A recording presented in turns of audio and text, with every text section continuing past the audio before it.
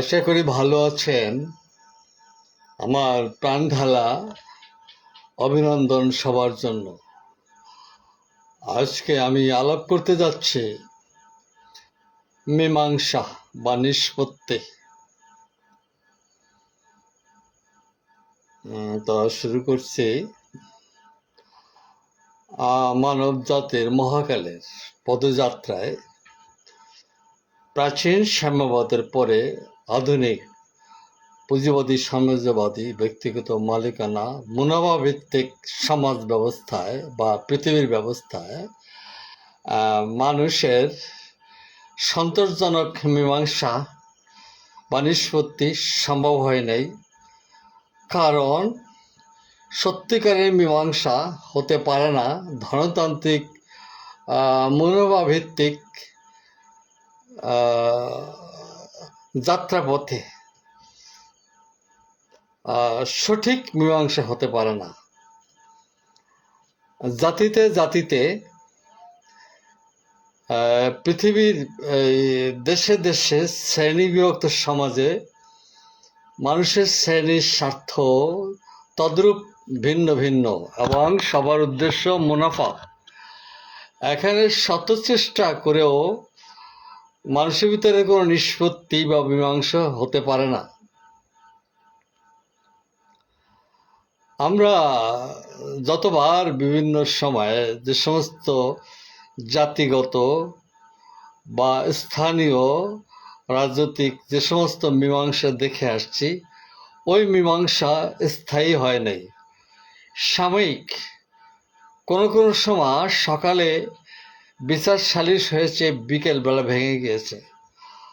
আজকে যে সাম্রাজ্যবাদীদের মধ্যকার যে দ্বন্দ্ব মীমাংসার কথা উঠেছে এবং দ্বন্দ্ব মীমাংসার জন্য বিভিন্ন মিডিয়া এবং মধ্যস্থতাকারীরা অনেক চেষ্টা করেও শেষ পর্যন্ত হয় নাই। সর্বশেষ একটা মীমাংসার কথা এসছে। ইরানের দিক দিয়া, চীন রাশিয়ার দিক দিয়া একটি প্রস্তাব, আবার পশ্চিমা ট্রাম্প, জার্মান, জাপান তাদের দিক দিয়া কিছু প্রস্তাব। এই দুই প্রস্তাব নিয়ে আলোচনা প্রকাশ্যে এবং পর্দার অন্তরালেই আমরা দেখতে পাচ্ছি। কিন্তু সঠিক মীমাংসাটা কিভাবে হবে? এটা হতে পারে না। সমাজ দ্বন্দ্ব বিভক্ত, জাতিতে জাতিতে, দেশে দেশে বিভক্ত সমাজ ব্যবস্থায় এটা সম্ভব না। সম্ভব না এর জন্য বলছি, অতীতেও কোনো কালে হয় নাই। যা হয়েছে মরণপণ লড়াইয়ে হয়েছে। হার জিত পরাজয়ের ভিতর দিয়ে একটা সমাধান এসছে। কিন্তু দুপক্ষ বসে মীমাংসা এটা হতে দেখা যায় নাই। তবে বসার পরে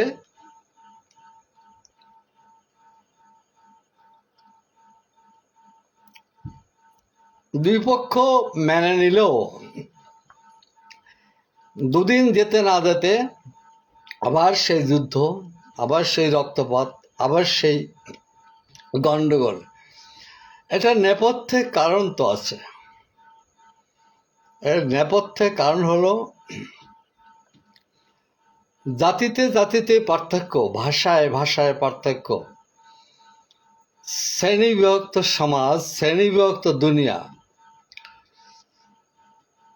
এখানে মূল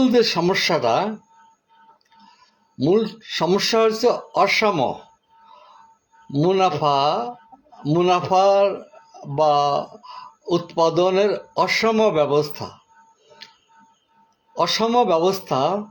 উৎপাদন ব্যবস্থা বা প্রতিটি জাতিতে জাতিতে সম্পর্কে যদি অসমতা থাকে, অসমতাটা দূর করতে হবে আগে। অসমতা দূর না করে যত চেষ্টাই আমরা দেখেছি বা করেছি বা করতে যাচ্ছি বা করেছি, কোনো ফল পাওয়া যায়নি। কাজে অসম উদ্দেশ্য, অসম বস্তুর যে অসম অবস্থা, অসমটাই এখানে মূল কারণ। পৃথিবীতে পৃথিবীতে যে পৃথিবী একটা বাণিজ্যিক সম্পর্ক বা বাণিজ্যিক দেশ, অর্থাৎ মানুষ অর্থনৈতিক জীব। একটি মানুষ যদি অর্থনৈতিক জীব হয় তো পৃথিবীটাই একটা অর্থনৈতিক জীব। পৃথিবী একটা অর্থনৈতিক বিষয়, অর্থাৎ বাণিজ্যিক বিষয়। এই বাণিজ্যটার অসম সরবরাহ, অসম উৎপাদন, এগুলোই হয়েছে মূল কারণ। এখানে দুপক্ষের আলাপ আলোচনা, বার্গেনিং যতই হোক, শেষ পর্যন্ত আমরা কিছু মীমাংসা দেখে এসেছি।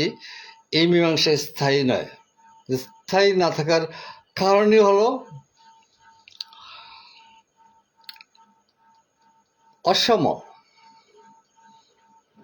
অসমটা বলতে আমি বুঝাতে চাচ্ছি উৎপাদনের যে উৎপাদনের যে বৈষম্য, ব্যক্তিগত মালিকানার যে মুনাফা ভিত্তিক যে উৎপাদন, প্রোডাকশনটা যদি মুনাফা ভিত্তিক হয় আর তার সরবরাহ যদি মুনাফা ভিত্তিক হয়, গোটা পৃথিবীতে এই অসম মুনাফার বিষয়টা সমাধান সম্ভব নয়। সমাধান এখানে সম্ভব উৎপাদন এবং বন্টন এবং সরবরাহ। এখানে একটা ব্যালেন্স বা সমতা থাকতে হবে। এটা ধনতান্ত্রিক পুঁজিবাদী সাম্রাজ্যবাদী ব্যবস্থা এটা আদৌ সম্ভব না।